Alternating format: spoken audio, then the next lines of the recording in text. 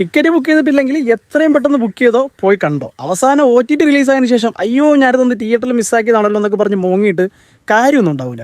സാധാരണ ഈ അമിത പ്രതീക്ഷയിൽ വരുന്ന രണ്ടാം ഭാഗങ്ങളും ബ്രഹ്മാണ്ഡ സിനിമകളൊക്കെ ബ്രഹ്മാണ്ഡ ഗുണ്ടുകളാകാറാണ് പതിവ്. അതിനൊരു എക്സെപ്ഷനാണ് കാന്താര ചാപ്റ്റർ 1. വളരെ കുറഞ്ഞ ബഡ്ജറ്റിൽ കാന്താര ഫസ്റ്റ് പാർട്ട് ഇറക്കിയപ്പോൾ അതിലവർ തന്നൊരു പ്രൊഡക്ഷൻ ക്വാളിറ്റി ഉണ്ട്. അതേ ടീമിന് കുറച്ചുകൂടെ വലിയൊരു ബഡ്ജറ്റ് കിട്ടുമ്പോൾ അതിലും അപ്പുറം അവർ ചെയ്തിട്ടുണ്ട്.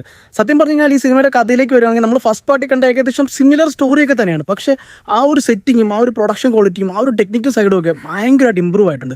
VFX ഒക്കെ ഭയങ്കര അടിപൊളിയായിട്ട് തന്നെ ചെയ്തിട്ടുണ്ട്. കഥയിലേക്ക് വരികയാണെങ്കിൽ നമ്മൾ ആദ്യ സിനിമയിൽ കണ്ട കഥ നടന്ന സമയത്തിന് എത്രയോ വർഷങ്ങൾക്ക് മുന്നെയാണ് ഇതിലെ കഥ നടക്കുന്നത്. ആ ഒരു കാലഘട്ടവും അവിടുത്തെ സെറ്റിങ്സും അവിടുത്തെ വസ്ത്രധാരണവും അവിടുത്തെ കെട്ടിടങ്ങളും അവരുടെ ആൾക്കാരുടെ ജീവിതവും അതൊക്കെ വളരെ അടിപൊളിയായിട്ട് തന്നെ അവർ ഇതിൽ കാണിച്ചിട്ടുണ്ട്. പക്ഷേ സംഭാഷണ രീതിയിലേക്ക് വരുമ്പം ആ ഒരു കാലഘട്ടത്തിൻ്റെ ആ ഒരു ശൈലി ഇപ്പോൾ എല്ലാ സ്ഥലങ്ങളിലും അഡാപ്റ്റ് ചെയ്യുമെന്ന് എനിക്ക് പറയാൻ പറ്റില്ല. ചിലപ്പോൾ ഡബ്ബിൽ ഒന്നൊരു പ്രശ്നമായിരിക്കും.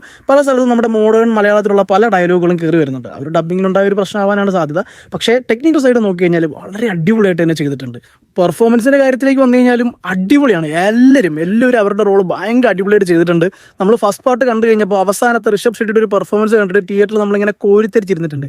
അതിൻ്റെ ഒരു എക്സ്ട്രീം വേർഷൻ ഈ സിനിമയിൽ പല സ്ഥലത്തും പുള്ളി ചെയ്യുന്നുണ്ട്. അതുപോലെ തന്നെ അന്യഭാഷാ സിനിമകളിൽ പോയിട്ട് ഊക്കി എരന്ന് മേടിക്കുന്ന നമ്മുടെ ജയറാം ഏട്ടന് ആദ്യമായിട്ട് നല്ലൊരു ക്യാരക്ടർ കിട്ടി. പുള്ളിക്ക് ആപ്റ്റായിട്ടുള്ളൊരു ക്യാരക്ടർ കിട്ടി. പുള്ളി അത് വളരെ വെടിപ്പായിട്ട് തന്നെ ചെയ്യുകയും ചെയ്ത് നമുക്ക് കാണുമ്പോൾ ഇങ്ങനെ പുള്ളി ഇങ്ങനെ സ്ക്രീനിൽ കാണുമ്പോൾ തന്നെ നമുക്കൊരു പ്രൗഡ് മൊമെൻറ്റ് തോന്നും. പക്ഷേ മലയാളി പുള്ളിക്ക് അത്യാവശ്യം നല്ലൊരു വേഷം തന്നെ പുള്ളിക്ക് ഈ സിനിമയിൽ കിട്ടി.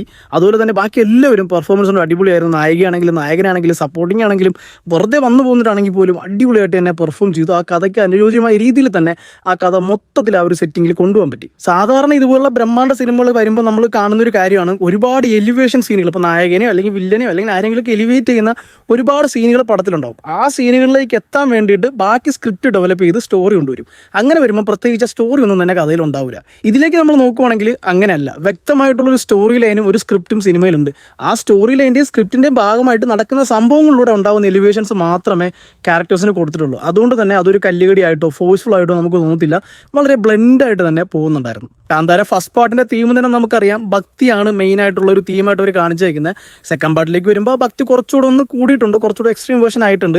അതുപോലെ തുടക്കത്തിൽ തന്നെ പറയുന്നുണ്ട് ഇത് ജസ്റ്റ് ഒരു ഫിക്ഷനിലാണ് എന്നുള്ളത്. അത് വെച്ച് നോക്കുമ്പോൾ ലോജിക്ക് എന്ന് പറഞ്ഞ സാധനം കുറച്ച് മാറ്റി വെച്ച് കഴിഞ്ഞാൽ നമുക്ക് വളരെ നല്ല രീതിയിൽ തന്നെ എൻജോയ് ചെയ്യാൻ പറ്റും. ഫൈറ്റ് സീനുകളൊക്കെ ഭയങ്കര അടിപൊളിയായിട്ട് തന്നെ ചെയ്തിട്ടുണ്ട്. പ്രത്യേകിച്ച് ലാസ്റ്റ് ഒരു ബാറ്റിൽ സീനൊക്കെ ഉണ്ട്. അതൊക്കെ വളരെ നല്ല രീതിയിൽ തന്നെ അവർ എക്സിക്യൂട്ട് ചെയ്തിട്ടുണ്ട്. മൊത്തത്തിൽ നല്ലൊരു തിയേറ്റർ വാച്ച് ഡിമാൻഡ് ചെയ്യുന്നൊരു പടമാണ്. നിങ്ങൾ OTT കണ്ടു കഴിഞ്ഞാൽ എത്രത്തോളം നിങ്ങൾക്ക് ഈ സീനുകളൊക്കെ കണക്ട് ആവുന്ന എത്രത്തോളം ആ ഒരു ഇമ്പാക്റ്റ് കിട്ടുമെന്ന് എനിക്കറിയില്ല.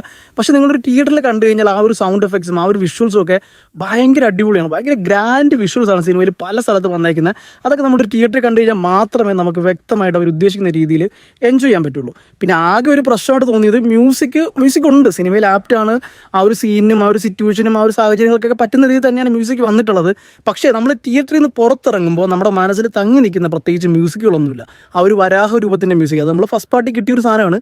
അതല്ലാതെ വേറെ നമ്മുടെ ഉള്ളിൽ തങ്ങി നിൽക്കാൻ പറ്റിയ പ്രത്യേകിച്ച് BGMോ മ്യൂസിക്കുകളൊന്നും ഉണ്ടായിട്ട് തോന്നിയില്ല. പക്ഷേ അതൊരു പ്രശ്നമായിട്ട് തോന്നിയില്ല. കാരണം കഥയിൽ ആപ്റ്റായിരുന്നു. കഥയിൽ ആവശ്യമുള്ള രീതിയിൽ തന്നെ അത് യൂസ് ചെയ്തിട്ടുണ്ട്. പിന്നെ ഒരു പ്രശ്നമായിട്ട് തോന്നിയത് ഡ്യൂറേഷനാണ്. ഏകദേശം 3 മണിക്കൂറിനടുത്ത് ഡ്യൂറേഷൻ ഉണ്ട് എന്ന് കരുതി ബോർ തോന്നിയെന്നല്ല. പക്ഷേ ഫസ്റ്റ് ഹാഫിൽ പല സ്ഥലത്തും ചെറിയൊരു എഴച്ചിൽ അനുഭവപ്പെട്ടു. അത് ആ ഒരു സ്റ്റോറി ബിൽഡിങ്ങിൻ്റെ ആ ഒരു വേൾഡ് ബിൽഡിങ്ങിൻ്റെ ഭാഗമായിട്ട് വന്നതാണ്. പക്ഷേ കുറച്ചുകൂടെ ട്രിം ചെയ്തിരുന്നെങ്കിൽ പടം കുറച്ചുകൂടെ അടിപൊളിയായെന്ന് എനിക്ക് തോന്നി.